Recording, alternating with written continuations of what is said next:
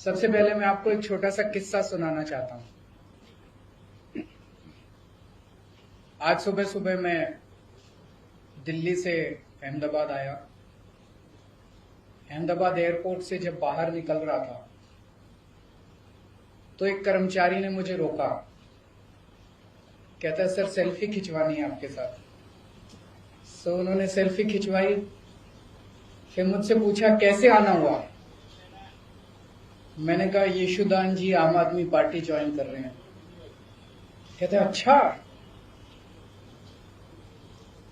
वो कहता है यशुदान तो गुजरात का केजरीवाल है। तो यशुदान जी, गुजरात की जनता आपको बहुत प्यार करती है, आपको हीरो के रूप में देखती है। गुजरात के लोगों ने आजादी के लड़ाई में बहुत अहम भूमिका निभाई। देश के सबसे बड़े नेता गुजरात की धरती ने दिए, और केवल नेता नहीं दिए, आम लोगों ने भी आजादी की लड़ाई में बड़ी बड़ी शहादतें और कुर्बानियां दी। देश आजाद हुआ, पूरा देश रियासतों में बटा हुआ था। फिर सरदार पटेल ने बीड़ा उठाया कि देश को एक करना। रात दिन 24 घंटे मेहनत करके उन्होंने पूरे देश को इकट्ठा किया। उसके बाद क्या हुआ? पिछले 75 साल अधिकांश कांग्रेस और बीजेपी की सत्ता की कहानी है। और आज गुजरात की जो हालत है वो बीजेपी और कांग्रेस की सरकारों की कारस्तानी है। पिछले 27 साल से गुजरात में एक ही पार्टी की सरकार है, लेकिन पिछले 27 साल इन दोनों पार्टियों के गठजोड़ की कहानी है, दोनों पार्टियों की दोस्ती की कहानी है। कहते हैं, मुझे नहीं पता, आपको तो ज्यादा पता होगा, कि कांग्रेस बीजेपी की जेब में है। जब जब बीजेपी को जरूरत होती है तो माल कांग्रेस सप्लाई करती है। ऐसे कैसे चलेगा? गुजरात की कौन सुध लेगा? आज गुजरात के किसान आत्महत्या कर रहे हैं 75 साल के बाद।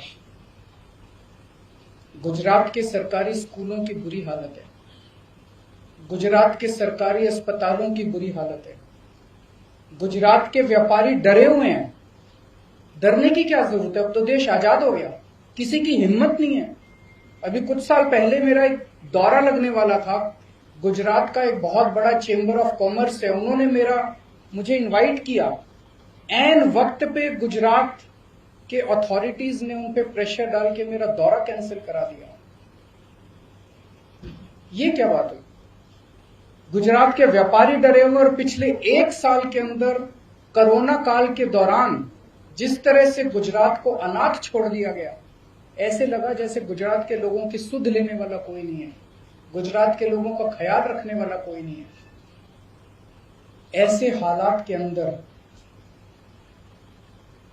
यशुदान गढ़वी जी ने जो निर्णय लिया राजनीति में आने का, मैं यशुदान जी को तहे दिल से बहुत बहुत बधाई देता हूं। उनको क्या जरूरत पड़ी थी? जब किसी का कैरियर खत्म हो जाता है,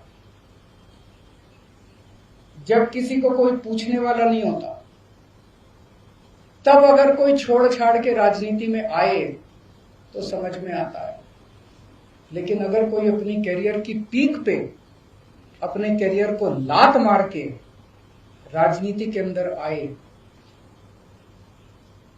तो वो गुजरात की जनता के लिए आ रहा है।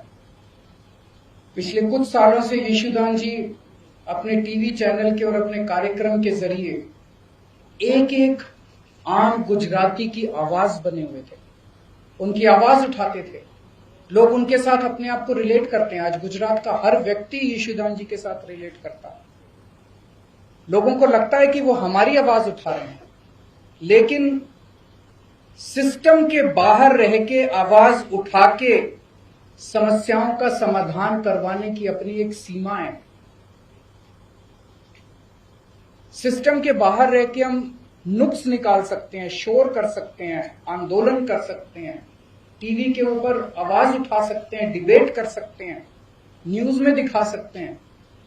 लेकिन अगर सामने वाली सारी पार्टियां मिली हुई हों और उनको सुनने की जरूरत ही नहीं, अगर सामने वाली पार्टियां कहे जो करना है कर लो, हमें तो कोई परवाह नहीं है,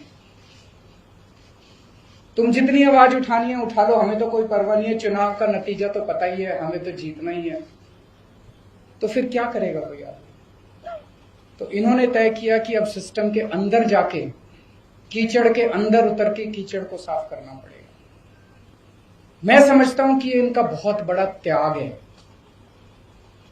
ये छोटी बात नहीं है कि अपने कैरियर के पीक के ऊपर, कैरियर के टॉप के ऊपर जब कोई आदमी बैठा और वो अपनी कैरियर को लात मार के अगर वो राजनीति में आया है, तो मैं समझता हूं कि उन्होंने बहुत बड़ा त्याग किया है। मैं इनको बहुत बहुत बधाई देना चाहता हूं, इनके त्याग को सलाम करता हूं। और मैं समझता हूं कि जो आम गुजराती आज विकल्पहीन हो गया था, उसे लगता था कि विकल्प ही नहीं बचा गुजरात की राजनीति के अंदर, ये दोनों तो एक ही हैं, इनको वोट देना है, इनको वोट देना है, कोई फर्क नहीं पड़ता, एक ही हैं ये दोनों। आज उनको एक सार्थक विकल्प मिला है। गुजरात के अंदर बैठा हुआ भी हर आदमी देख रहा है कि अगर दिल्ली के अंदर बिजली मुफ्त हो सकती है, 24 घंटे बिजली हो सकती है, तो गुजरात के अंदर बिजली इतनी महंगी क्यों है? गुजरात के अंदर बैठा हुआ आदमी देख रहा है कि अगर दिल्ली के अस्पताल 5 साल के अंदर इतने अच्छे हो सकते हैं, दिल्ली के स्कूल 5 साल के अंदर इतने अच्छे हो सकते हैं, तो 70 साल के अंदर गुजरात के स्कूल और अस्पताल अच्छे क्यों नहीं हुए? अब होंगे, अब बदलेगा गुजरात। अब यशुदान भाई ने जो बीड़ा उठाया है, मैं भगवान से प्रार्थना करता हूं, आज हम सब लोग मंदिर में बैठे हुए हैं, पवित्र स्थान पे बैठे हुए हैं, मैं भगवान से प्रार्थना करता हूं कि जो सपना, गुजरात के लोगों का सपना पूरा करने का जो यशुदान भाई ने संकल्प उठाया है, वो यशुदान भाई, गोपाल इटालिया जी, मनोज भाई, इनकी पूरी टीम गुजरात के 6 करोड़ लोगों के साथ मिलके अब सब मिलके गुजरात को बदलेंगे। बहुत बहुत शुक्रिया।